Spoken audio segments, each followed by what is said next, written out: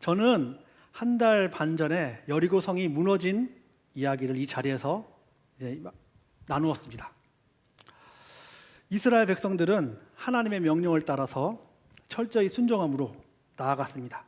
그렇게 하나님께서 약속하신 대로 여리고성을 점령할 수가 있었습니다. 그리고 6장 마지막 절에는 여호와가 여호수아와 함께함으로 그의 이름이 그가 정복할 온 땅에 소문이 퍼졌다는 그런 해피엔딩으로 6장은 마무리되었습니다. 그런데 7장 1절은 우리에게 충격적인 소식을 전해줍니다. 우리 한번 1절 보겠습니다. 이스라엘 자손들이 온전히 바친 물건으로 말미암아 범죄하였으니 이는 유다 지파 세라의 증손 삽디의 손자 갈미의 아들 아간이 온전히 바친 물건을 가졌음이라. 여호와께서 이스라엘 자손들에게 진노하시니라. 오늘 성경은 이스라엘이 범죄하였다고 여호수아서의 화자가 말하고 있습니다. 그리고 구체적으로 이 사건의 주범인 아간을 소개합니다. 그가 속한 가문과 그가 한 범죄를 소개합니다. 이렇게 상세하게 족보를 보여주는 것으로 보아서 상당히 뼈대가 있는 그런 좋은 가문이었던 것 같습니다. 그래서 하나님께서 이 일로 말미암아 진노하셨다고 말씀하십니다. 여기서 하나님께서 진노하셨다는 표현이요, 원어 성경을 보면 참 재미가 있는데요, 코가 뜨거워졌다, 코가 불탄다 이렇게 말합니다. 저희 한국 같았으면 아마 얼굴이 빨개졌다 이렇게 쓰였을 것 같습니다. 그런데 이 하나님께서 진노한 이 상황을 모르는 이스라엘과 여호수아는 아주 착실하게 다음 스텝을 밟습니다. 그들이 다음으로 점령해야 하는 곳은 아이라는 성이었습니다. 가나안 내륙에 있는 전략적인 요충지였습니다. 그들은 지금 가나안 땅의 중앙으로 향하고 있습니다. 마치 인천 상륙 작전을 영상시키는 그 가나안의 허리를 끊는 전술을 구사하는 것입니다. 여호수아는 아이성으로 여리고와 같이 정탐꾼들을 보냅니다. 그리고 그 정탐한 정탐꾼들이 정탐을 마치고 돌아와 이렇게 보고를 합니다. 3절 말씀입니다. 백성을 다 올라가게 하지 말고 이 3천 명만 올라가서 아이를 치게 하소서. 그들은 소수이니 모든 백성을 그리로 보내어 수고롭게 하지 마소서. 정탐꾼들은 아이성을 아주 우습게 여기는 것 같습니다. 그들은 전투에 보낼 인원까지 딱 정해서 얘기해 줍니다. 그런데 8장을 보면요, 아이성의 인구가 12,000명이라고 되어 있습니다. 만약에 4인 가족이라고 가장을 이렇게 포함해서 한다면 아마 전투에 할 수 있는 인원이 3,000명쯤 될 것 같습니다. 근데 원래 공성전에는요, 성 안에 사람들보다 몇 배의 많은 인원이 필요합니다. 그만큼 공성전은 쉬운 전투가 아니었습니다. 가나안 땅의 성들을 만만하게 볼 수 없던 것은요, 그들은요 메소포타미아 지역의 거대 제국들과 또 이집트 지역의 또 이집트의 그 제국이 두 지역 사이에서 껴있기 때문에 항상 침략을 받아왔기 때문에 거기서 살아남은 자들이었기 때문에 굉장히 이들은 사실 전투에 능하고 강합니다. 또 산 꼭대기에 위치해 있어서 오르기도 정말 어려운 성들이었습니다. 여리고성 전투도 하나님이 성벽을 무너뜨려 주셨기 때문이지, 그렇지 않았다면 아마 상당히 많은 사상자를 내었을 것이고 점령도 못하는 그런 불상사가 생길 수 있었습니다. 그런데 하나님이 함께 하심으로 너무 쉽게 이겼기 때문인지 이스라엘 백성들의 눈이 너무 높아졌습니다. 그리고 일이 어려워질 운명이었는지 여호수아도 하나님께 이 아이성에 대한 전략을 묻지도 않고 이 일에 대해서 흔쾌히 허락함으로 3,000명의 인원을 아이성으로 보냈습니다. 그 결과 어떻게 되었을까요? 우리 4절과 5절 함께 보겠습니다. 백성 중 3천 명쯤 그리로 올라갔다가 아이 사람 앞에서 도망하니 아이 사람이 그들을 36명쯤 쳐 죽이고 성문 앞에서부터 스바림까지 쫓아가 내려가는 비탈에서 쳤으므로 백성의 마음이 녹아 물같이 된지라. 그들은요 크게 패하였습니다. 36명의 사상자가 나왔습니다. 사실 3,000명 중에서 36명은 2%가 안 되는 그런 인원이었기 때문에 피해가 커 보이지 않습니다. 하지만 그들은요 쉽게 생각했던 성을 점령하지 못하였습니다.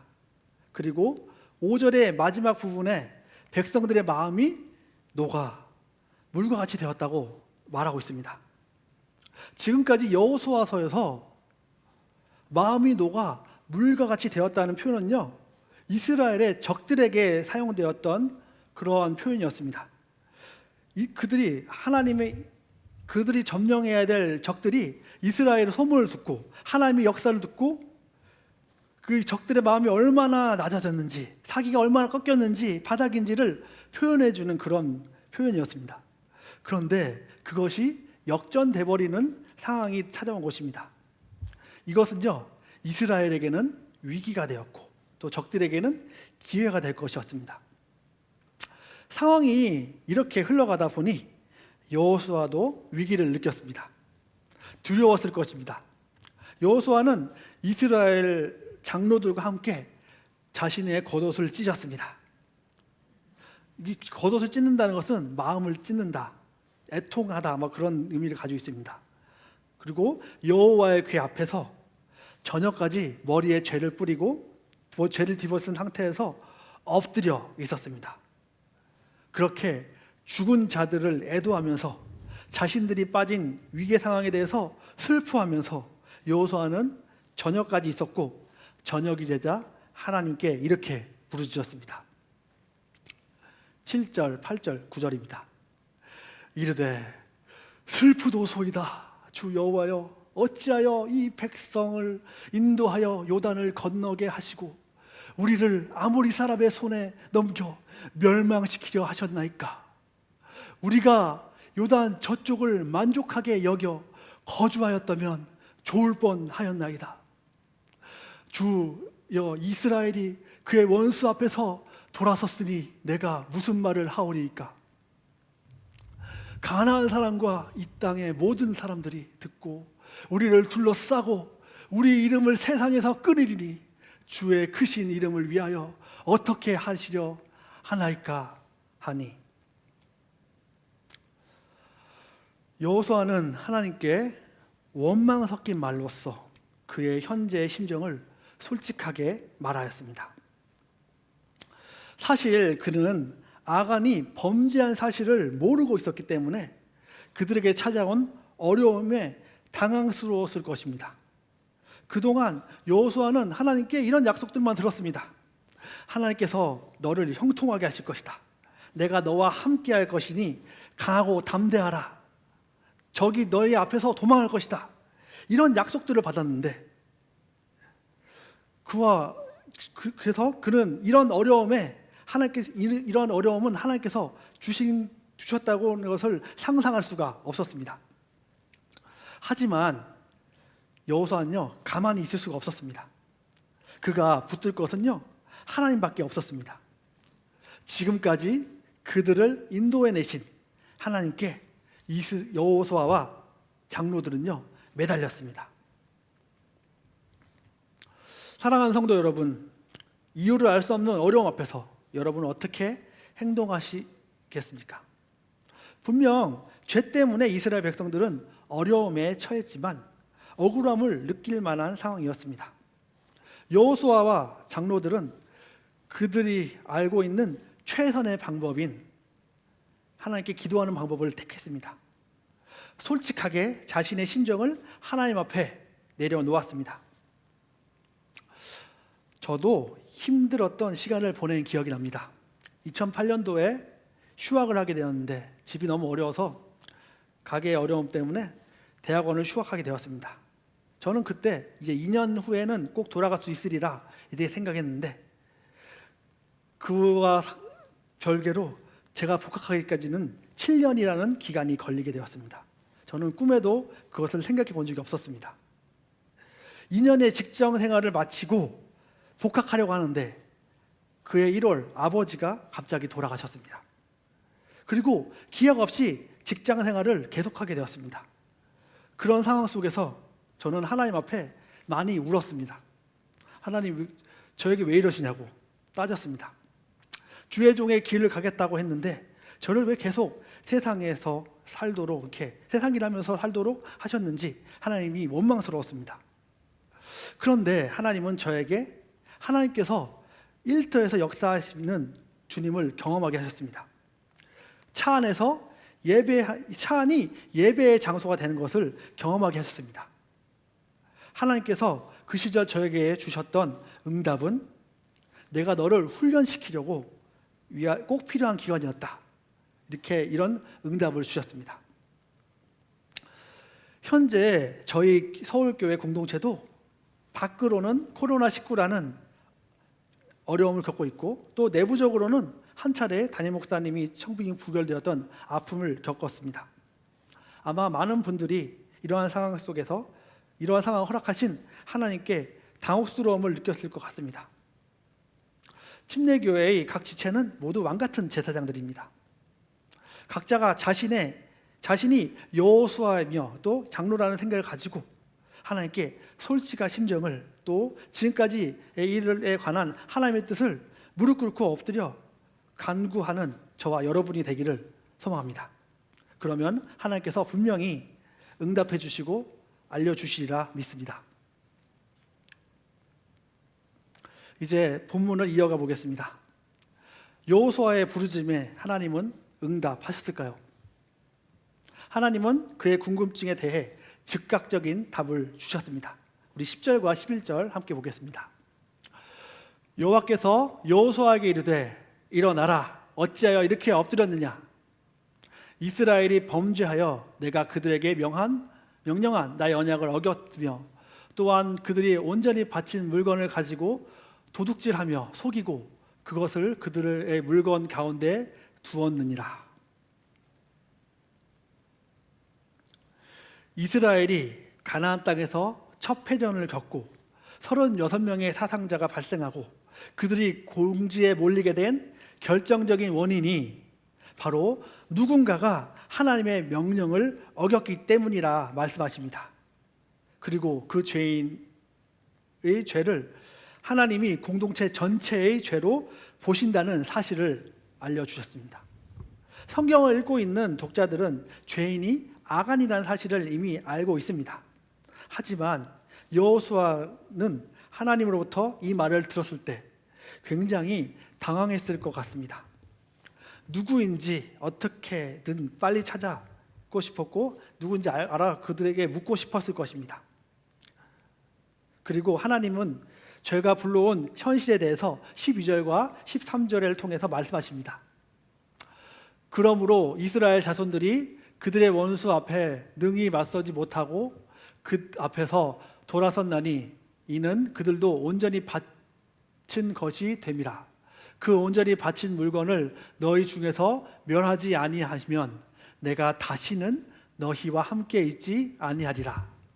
너는 일어나서 백성을 거룩하게 하며 이르기를 너희는 내일을 위하여 스스로 거룩하게 하라. 이스라엘의 하나님 여호와의 말씀에 이스라엘아, 너희 가운데에 온전히 바친 물건이 있나니 너희가 그 온전히 바친 물건을 너희 가운데에서 제하기까지는 내 원수들 앞에 능히 맞서지 못하리라.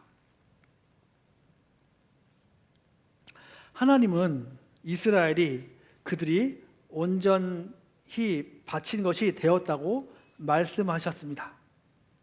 하나님은 6장에서 그들이 여리고를 공격하기 전 그 땅의 모든 것을 온전히 바칠 것을 명령하셨습니다. 18절 말씀입니다. 너희는 온전히 바치고 그 바친 것 중에서 어떤 것이든지 취하여 너희가 이스라엘 진영으로 바치는 것이 되게 하여 고통을 당하게 되지 아니하도록 오직 너희는 그 바친 물건에 손대지 말라. 하나님은 분명 온전히 바친 것을 훔치게 되면 이스라엘이 그 진멸하는 그 바쳐진 물건처럼 되고 고통을 당하게 할 것이라고 경고하셨습니다. 그런데 이 경고가 현실이 된 것입니다. 그리고 이어지는 말씀, 우리 말씀한 12절을 다시 보여주시겠습니까? 12절 말씀 하반절에 보면 그 온전히 바친 물건을 너희 중에서 멸하지 아니하면 내가 다시는 너희와 함께 있지 아니하리라. 이 구절에서 가장 중요한 구절 같습니다. 왜냐하면 이스라엘이 출애굽하여서 지금까지 올 수 있었던 원동력이 무엇일까요? 또 이스라엘 이 가나안 정복 전쟁에서 가장 이스라엘이 중요하게 여겨야 할 것이 무엇일까요? 바로 하나님이 그들과 함께 하시는 것입니다. 그런데 사람이 함께 하기 위해서는요, 죄가 없고 거룩한 상태여야 합니다. 만약 거룩하지 못한 자가 죄를 가지고 하나님께 가까이 있다면 마치 활활 타오르는 장작불에 돌진하다가 열기에 타 죽어버리는 나방처럼 불나방처럼 되고 말 것입니다. 죄인이 하나님과 멀리 떨어져 있는 것은 또 한편의 의미로 볼 때는 하나님의 긍휼인 것입니다. 하지만 이로 말미암아 이스라엘은 하나님과 떨어져 있게 됨으로써 그들의 원수들에게 맞설 수 없게 되었습니다. 원수들은 강하고 그들은 약했습니다. 이스라엘이 이러한 위기의 순간에서 벗어나기 위해서는 원인이 되는 물건을 속히 찾아 제거해야 했습니다. 그럼 어떻게 그 일을 할 수 있을까요? 14절과 15절 함께 보겠습니다. 너희는 아침에 너희 지파대로 가까이 나아오라. 여호와께 뽑히는 그 지파는 그 족속대로 가까이 나올 것이요, 여호와께 뽑히는 족속은 그 가족대로 가까이 나올 것이요, 여호와께 뽑히는 그 가족은 그 남자들이 가까이 나올 것이며, 온전히 바친 물건을 가진 자로 뽑힌 자를 불사르되 그와 그의 모든 소유를 그리하라. 이는 여호와의 언약을 어기고 이스라엘 가운데서 망령된 일을 행하였음이라 하셨다 하라.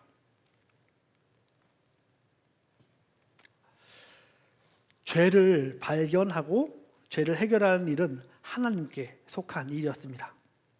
14절과 이후 여호수아서 16절과 17절에는 가까이 오게 하다라는 동사와 선택되었다 이런 동사가 각각 8번씩 등장합니다. 이렇게 많이 등장했다는 얘기는 중요하다는 의미일 것입니다. 결국 죄는 하나님께 가까이 나아감으로 발견되어지고 해결받을 수 있는 것입니다. 내가 하나님께 점점 가까워질수록 지금까지 내가 보지 못하고 알지 못했던 죄들이 입체적으로 튀어나올 것입니다. 그러면 이렇게 고백할 수 있을 것입니다. 이것도 죄였구나, 또 이것도 죄였구나를 알게 될 것입니다. 그리고 나면 사도 바울이 고백했던 이러한 고백이 입에서 나올 것 같습니다. 디모데전서 1장 15절입니다. 죄인 중에 내가 괴순이라. 또 로마서 7장 24절 함께 보겠습니다. 오라, 나는 공고한 사람이로다. 이 사망의 몸에서 누가 나를 건져내랴. 사랑하는 성도 여러분, 하나님께서는 여호수아에게 하나님이 그들과 함께 하실 수 없었기 때문에 그들이 어려움에 빠졌다고 말씀해 주셨습니다. 그리고 하나님이 그들과 함께 하실 수 없는 이유는 죄 때문이라 알려주셨습니다. 그리고 그 죄를 제거하는 확실하고 유일한 방법은 하나님께로 가까워지는 것이라 성경은 말하고 있습니다. 우리 각각은 예수 그리스도로 영적 이스라엘 백성이 되었습니다. 우리가 하나님과 가까운 인생을 살기 위해 죄는 반드시 제거되어야 합니다. 우리들의 죄를 제거하기 위한 최선의 방법은 하나님과 가까워지는 것입니다. 우리는 그 일에 좋은 방법을 이미 알고 있습니다. 무엇일까요? 하나님의 말씀과 가까워지는 것입니다. 성령을 우리는 진리의 영이라고 말을 합니다. 진리의 영이신 성령님은 우리가 하나님의 말씀을 가까이 하며 읽을 때 깨닫게 해주시는 분이십니다. 우리와 함께 하시면서 양파 껍질과 같은 우리의 죄를 하나하나 알려주시고 해결해 주실 것입니다. 저와 여러분 모두 좀 더 말씀을 가까이 함으로 양파 껍질과 같은 죄를 제거함으로 날마다 하나님 나라에 합당하여지기를 소망합니다. 이제 오늘 본문의 마지막 부분을 함께 살펴보겠습니다. 과연 이스라엘은 하나님의 진노를 풀고 다시 하나님과 함께하게 될 수 있을까요? 우리 16절과 18절 말씀 보겠습니다. 이에 여호수아가 아침 일찍 일어나서 이스라엘을 그의 지파대로 가까이 나아오게 하였더니 유다 지파가 뽑혔고, 유다 족속을 가까이 나아오게 하였더니 세라 족속이 뽑혔고, 세라 족속의 각 남자를 가까이 나아오게 하였더니 삽디가 뽑혔고, 삽디의 가족 각 남자를 가까이 나아오게 하였더니 유다 지파 세라의 종손이요 삽디의 손자요 갈미의 아들인 아간이 뽑혔더라. 여호수아는 하나님께서 알려주신 방법을 실행하기 위해서 아침 일찍 일어났습니다. 그리고 이스라엘 온 지파를 가까이 나오게 하였습니다. 그러자 포이마는 유다로 접혀졌고, 유다에서 세라 족속으로, 세라 족속에서 삽디의 가족으로, 또 그리고 갈미 아들들로, 그리고 아간으로 좁혀졌습니다. 그리고 결국 아간이 뽑히게 되었습니다. 아간이 범인으로 뽑히자 여호수아는 그를 신문하였습니다. 그런데 그의 자백 과정이 쉽지 않았던 것 같습니다. 19절에 여호수아가 아간에게 이야기하는데 제발로 번역되는 단어가 2번씩이나 발견되었습니다. 그런 후에 이제 그렇게 간청한 후에야 이제 자포자기했는지 아니면은 그거에 감동했는지 모르지만 순수하게 여호수아에게 자신의 죄를 자백합니다. 21절 말씀입니다. 내가 노력한 물건 중에 시날산의 아름다운 외투 한 벌과 은 200세겔과 그 무게가 50세겔 되는 금덩어리 하나를 보고 탐내어 가졌나이다. 보소서 이제 그 물건들을 내 장박 가운데 땅속에 숨겨두었는데 은은 그 밑에 있나이다 하더라. 아간은 그가 훔친 물건들에 대해서 말했습니다. 시날산의 아름다운 외투 한 벌. 시날 어디서 들어본 것 같지 않나요? 바벨탑이 쌓아진 곳이 시날 평지였습니다. 그래서 이 물건은 바벨론 지역에서 제작된 옷이었습니다. 가나안 촌동네에서는 발견될 수 없는 명품으로 볼 수 있습니다. 아마 여리고의 고위층이나 왕의 물건이었던 것 같습니다. 그리고 은 200세겔과 50세겔 되는 금덩이 하나를 숨겼다고 고백합니다. 여기서 금덩어리로 번역된 원어는요, 금의 혀라고 이렇게 기록되어 있는데, 금의 혀 하나라고 기록되어 있는데, 아마 고대인들은 이 덩어리 모양을 혀의 모양과 같다고 생각했던 것 같습니다. 아니면은 혀의 모양으로 금덩어리를 만들었든지, 하여튼 그럴 것 같습니다. 이것들은요 상당히 고액이었고, 아간은 이것들을 자신의 장막 깊숙한 곳에 땅속에 숨겨두었다고 말하였습니다.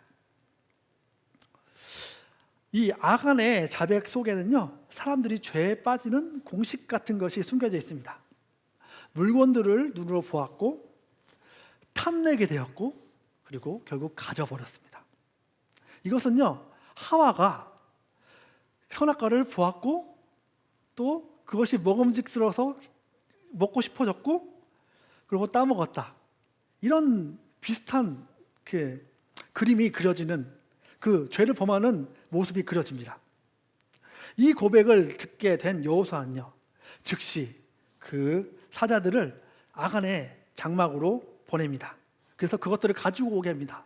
그리고 그것을 가져온 사자들은 그 물건을 다 이스라엘 자손들이 보는 앞에서 쏟습니다. 그리고 최종 심판을 위해서 아간과 문제가 된 물건들, 그리고 아간의 아들, 딸, 소, 나귀, 양, 장막과 아간에 속한 모든 것들을 데리고서 아골 골짜기로 향하였습니다. 그리고 그곳에 도착한 여호수아는요 이렇게 말합니다. 25절입니다.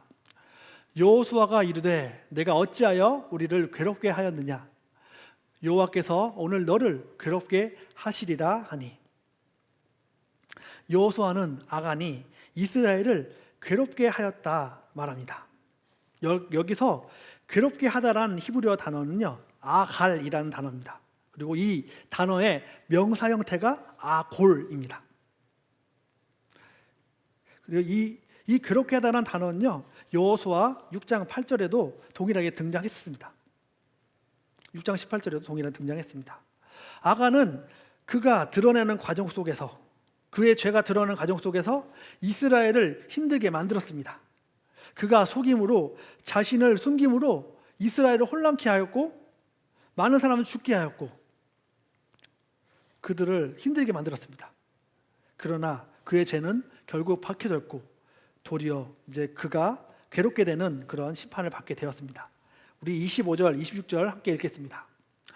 온 이스라엘이 그를 돌로 치고 물건들로 또 돌로 치고 불사르고 그 위에 돌무더기를 크게 쌓았더니 오늘까지 있더라. 여호와께서 그의 맹렬한 진노를 그치시니 그러므로 그곳 이름을 오늘까지 아골 골짜기라 부르더라.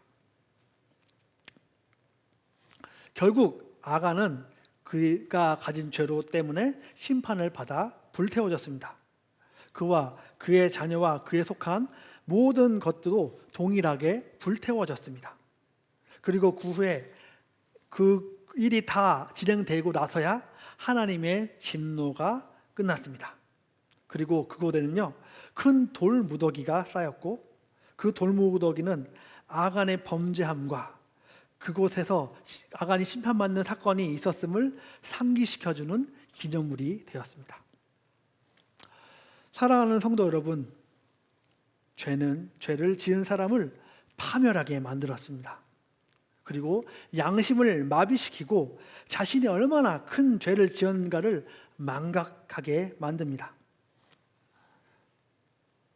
오직 걸리지 않기를 두렵게 떨기고 그것을 바라기만을 만듭니다. 내가 죄를 지었을 때 그 죄를 빨리 해결하지 않고 그것을 놔두게 키운다면 그 죄는 내가 가진 모든 것들을, 귀중한 생명을 잃어버리게 만들 것입니다. 야고보는 욕심으로 파멸에 이르는 과정에 대해서 이렇게 말하고 있습니다. 야고보서 1장 15절입니다. 욕심이 잉태한 즉 죄를 낳고 죄가 장성한 즉 사망을 낳느니라. 사도 바울도 죄 때문에 죽음에 이르는 인생에 대해서 이렇게 말합니다. 로마서 6장 23절입니다.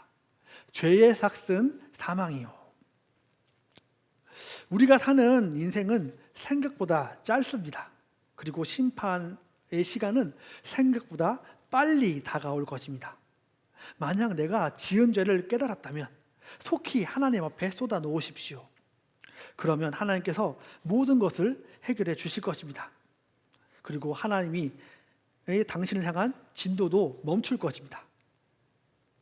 그러므로 모두 날마다 죄로부터, 아주 조그만 죄로부터라도 멀어짐으로 하나님께 온전히 붙어 있는 저와 여러분 되기를 소망합니다. 이제 말씀을 정리하겠습니다. 이스라엘이 아간 한 사람의 범죄로 말미암아 어려움에, 괴로움에 처하게 되었습니다. 그런데 이스라엘은 그 이유를 알 수가 없었습니다. 그래서 하나님 앞에 나아갔고 이유를 알게 되었습니다. 이스라엘의 지도자들은 기도하는 사람들이었습니다. 그리고 하나님께서는 이 기도를 즉각 응답하셨고 가장 명확한 해답을 주셨습니다. 그리고 이스라엘은 하나님께서 주신 방법대로, 해답대로 다시 하나님과 함께 할 수 있는 공동체로 돌아갈 수가 있게 되었습니다.